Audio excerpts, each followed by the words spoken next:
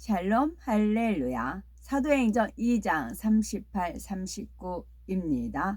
베드로가 이르되 너희가 회개하여 각각 예수 그리스도의 이름으로 세례를 받고 죄 사함을 받으라.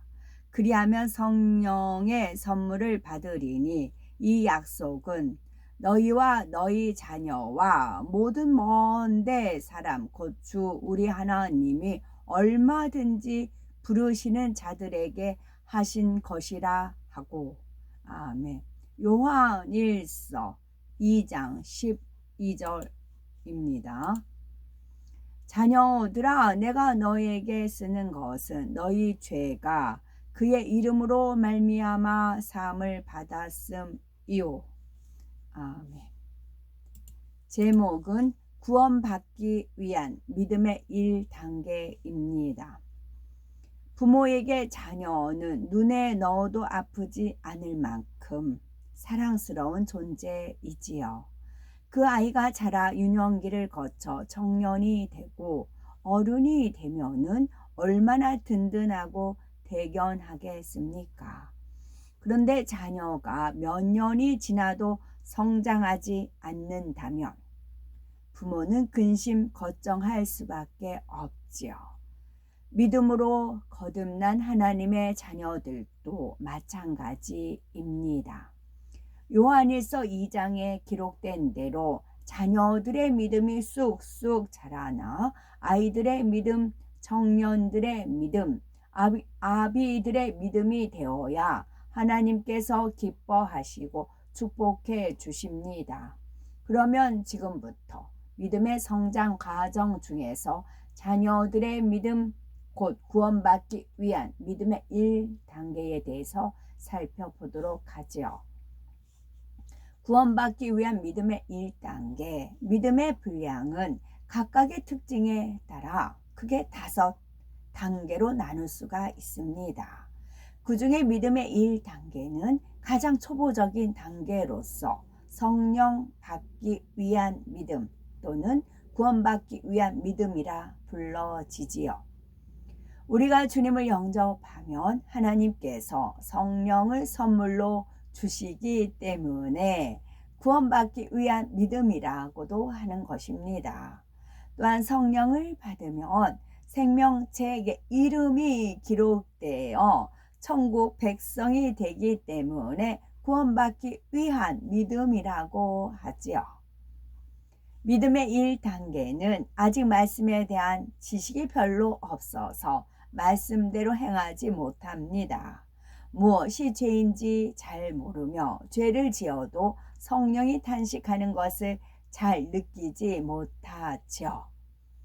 일반적으로 성령 받은 지 얼마 안 된 초신자만 1단계라 생각한다고 1단계에 해당한다고 생각할 수가 있는데 오랫동안 신앙생활한 사람도 믿음의 1단계일 수 있습니다. 하나님의 말씀을 알면서도 행하려고 노력조차 하지 않으면 설령 믿음이 있다고 해도 1단계밖에 안 되는 것이지요. 또한 믿음이 좋아 보이던 사람이 어느 순간 육체의 일을 행하는 경우 믿음의 1단계가 될 수 있습니다. 육체의 일이란 도적질, 거짓말, 간음 등 행위로 짓는 죄를 말하죠. 예수 그리스도를 믿고 성령을 선물로 받으면 아직 믿음의 1단계인 사람도 성령이 충만하여 가르침 받은 대로 순종함으로 믿음이 좋은 것처럼 보이기도 합니다. 하지만 어느 순간 세상을 바라봄으로 성령 충만함을 잃어버리면 다시 구습을 쫓아 세상과 짝하며 죄를 짓기도 하지요. 이것이 지속되면 성령마저 소멸하여 1단계 믿음도 유지하기 어렵습니다. 그러므로 자신이 1단계 믿음에 속한다면 그 모습 그대로 있으면 안 되죠. 각종 예배, 기도회, 모임에 참석하여 말씀을 듣고 배우며 열심히 행함으로 믿음의 2단계, 3단계, 4단계로 쑥쑥 성장해 나가야 합니다. 누가복음 23장 33절을 보면 예수님께서 십자가 처형을 당하실 때 두 강도도 예수님의 좌우편에 못 박혔지요. 그때 한편 강도는 예수님을 비방하였습니다. 그러나 다른 편 강도는 그를 꾸짖으며 회개하였고, 예수여 당신의 나라에 임하실 때 나를 생각하소서 하며 예수님을 구세주로 영접했지요. 예수님께서는 그에게 오늘 네가 나와 함께 낙원에 있으리라는 말씀으로 구원을 약속해 주셨습니다. 이 강도는 예수님을 구세주로 영접했을 뿐 죄악을 버리거나 말씀대로 살지 않았습니다. 죽음 직전에 회개하고 주님을 영접했으니 하나님의 말씀을 듣고 배우며 깨우쳐 행할 수 있는 시간이 없었죠. 이처럼 주님을 영접했지만 하나님 나라와 의를 위하여 아무 수고한 것이 없는 사람에게 준비된 천국이 바로 낙원입니다. 그렇다고 죽기 직전에 주님을 영접하기만 하면 구원받아 낙원에 들어갈 수 있으니 나도 그래야겠다라고 생각하면 큰 오산입니다.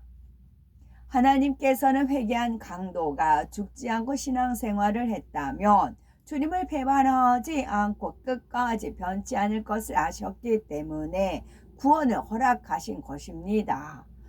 누구나 죽음 직전에 주님을 영접할 수 있는 것이 아니며 주님을 영접했다고 해도 믿음이 순식간에 주어지는 것도 아닙니다. 따라서 회개한 강도와 같이 죽음 직전에 구원받는 경우는 매우 드물지요. 설령 구원받는다 해도 부끄러운 구원이므로 천국의 가장자리인 낙원에 들어갑니다. 낙원에 들어간 이들은 대부분 자기 마음대로 세상과 짝하며 살고 죄를 버리지도 않고 주님을 위해 충성한 것도 없습니다. 그래서 지옥에 떨어지지 않고 구원받았다는 사실 하나만으로도 너무나 감사하게 여기지요. 낙원은 하나님의 사랑과 긍휼 가운데 마련된 천국 처소입니다. 하나님의 자녀라 부끄럽기, 하나님의 자녀라 부르기에는 하나님의 자녀라 부르기에는 부끄럽지만 차마 지옥으로 보내기에는 안타까운 영혼들을 위해 준비된 곳이지요. 간신히 구원받은 영혼들이 들어가는 처소로서 하나님 보좌에서 가장 멀리 떨어져 있습니다. 그만큼 하나님의 영광의 빛이 약하며 천국 처소 중 가장 낮은 단계에 속하지요. 천국의 가장 자리에는 구원받은 영혼들이 백보자 대심판 때까지 머무는 대기 장소가 있습니다. 온 영을 이루어 새 예루살렘 성에 들어간 영혼들을 제외하고는 창세 이래 구원받은 무수한 영혼이 그곳에 머물고 있지요. 이처럼 낙원의 일부가 천국의 대기 장소로 사용되고 있으므로 낙원은 상상을 초월할 만큼 크고 넓습니다. 비록 천국의 여러 처소 중 가장 낮은 단계에 속하지만 이 땅과는 비교할 수 없이 아름답고 행복한 곳입니다. 조원과 같이 잘 정비된 잔디밭과 아름답게 꾸민 정원이 많지요. 이 땅의 나무나 꽃은 시간이 흐르면 시들고 썩지만 낙원의 나무는 항상 잎이 푸르고 꽃도 시들지 않습니다. 사람이 가까이 가면 꽃들은 반갑게 흔들기도 하고 꽃잎을 오므렸다 폈다 하면서 각기 독특하고 극한 향을 발산하지요. 싱그러운 나무에는 탐스러운 과일들이 풍성하게 달렸습니다. 과일들은 반짝반짝 빛을 내며 윤기가 흘러 아주 먹음직스럽고 먼지나 벌레가 없으니 먹을 때 껍질을 벗길 필요도 없답니다. 전국에서 남자들은 머리카락이 동일하게 목선까지 내려옵니다. 반면에 여자들의 머리카락 길이는 성결의 정도를 나타내기 때문에 각기 다르지요. 온영을 이룬 여인들의 머리카락은 척추 끝까지 닿습니다.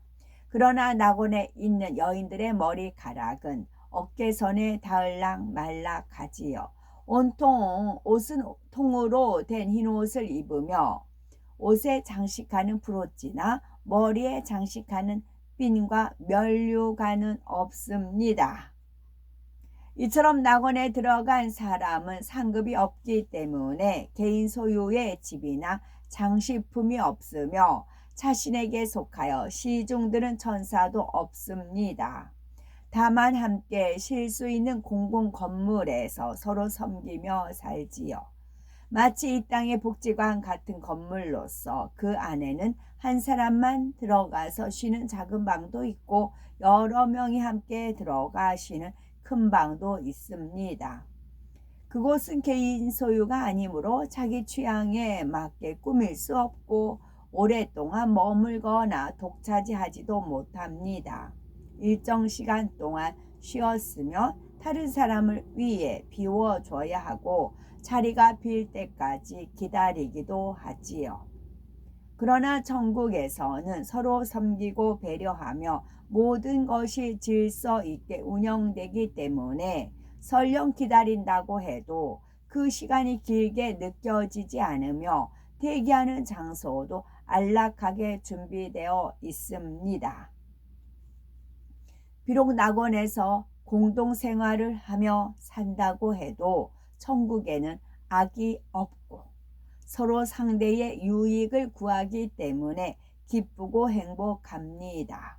그렇다고 성령 받은 하나님의 자녀들이 나는 낙원에만 들어가도 족하다 해서는 안 됩니다. 낙원보다 더 좋은 천국을 침노하며 말씀과 기도로 거룩한 영의 사람이 되기 위해 선한 싸움을 싸워야 하지요. 그러므로 영적인 믿음을 부지런히 성장시켜 가장 아름다운 새 예루살렘 성에 들어갈 수 있는 자격을 온전히 갖추어야 되겠죠. 아멘.